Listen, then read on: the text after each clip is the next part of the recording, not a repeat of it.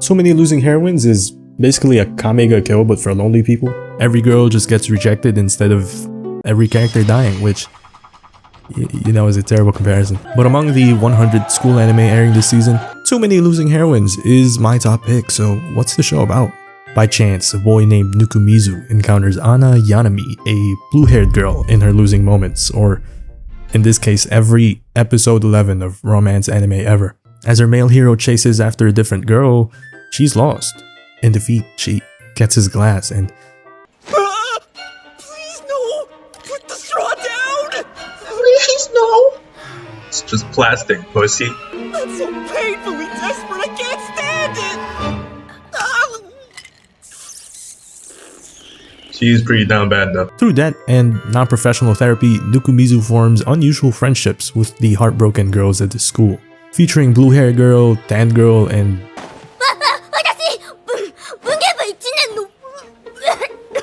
Too Many Losing Heroines is a story about continued youth, where defeat is not the end of our heroine's stories. It's got somewhat of a twisted plot that makes you feel bad watching the girls lose.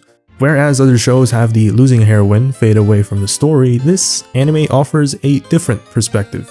Instead, we watch these heroines learn to move on and continue losing until they find their happy ending. That is actually the opening song's lyrics. I just found that cool.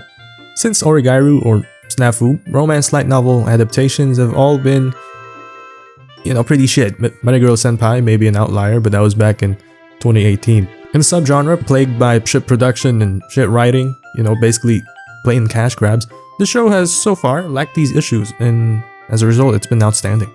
So, let's start with the characters. Apart from the absurd bow ties, the cast of characters has been this show's identity, and they've been implemented very well. The characters will be the reason you keep coming back every week. They each have their own likable traits. Yanami, our blue-haired girl, is a gremlin. She even has her total calorie intake on the anime website for God knows who. Lemon, the tan girl, is a G. You would want her as a friend. Komori is cool. Yeah, she is what she is, but she's got that dog in her. No freaky shit, but you'll understand once you watch the anime. Even the side characters have their own interesting quirks. The school nurse even mentions of old stains on the ceiling because she's been laid there. Yeah, she's awesome. There's almost never a dull moment on screen, like, am I really watching these two quirk fuckers debate about water? I guess. The cast has chemistry you just could not overlook. There's a connection between them that's very fun to watch. They'll try to lift each other up, point out each other's mistakes, and overall they just make scenes fun. It's chemistry that encourages you to invest in this show. With the premise being lost heroines facing heartbreak and trying to move on, I would not expect romance because that would be stupid. Maybe later in the series. According to the synopsis, our MC Nukumizu is supposedly a plain, boring, and friendless character, which is kinda true, but he doesn't seem that boring.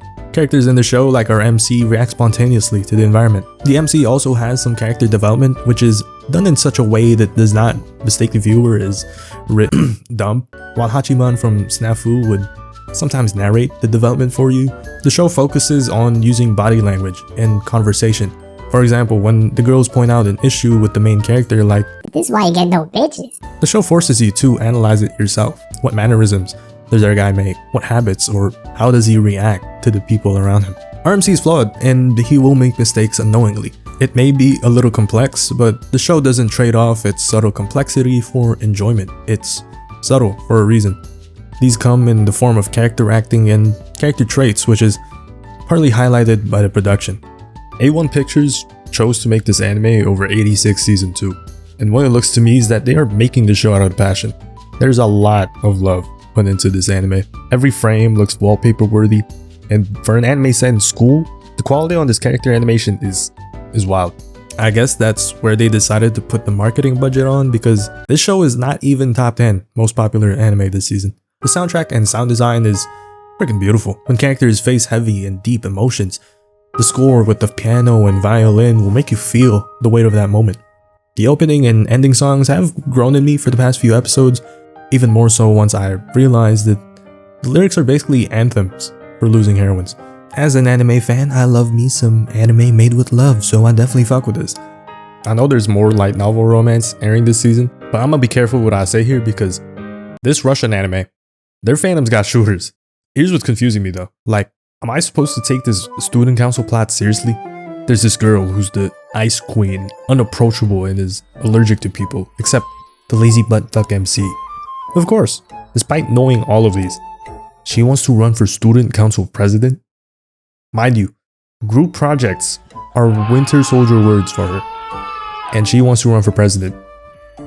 I don't know about that. What separates the show from the rest of the school anime this season is that it has all these three: writing, characters, and production. I don't need bitches and towels to keep me watching, but I'll keep watching. But who gives a shit? If you enjoy both anime like I do, we're winning anyway.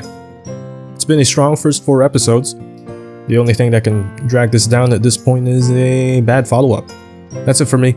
Let me know what you guys think in the comments, and I'll see you guys next time. Peace.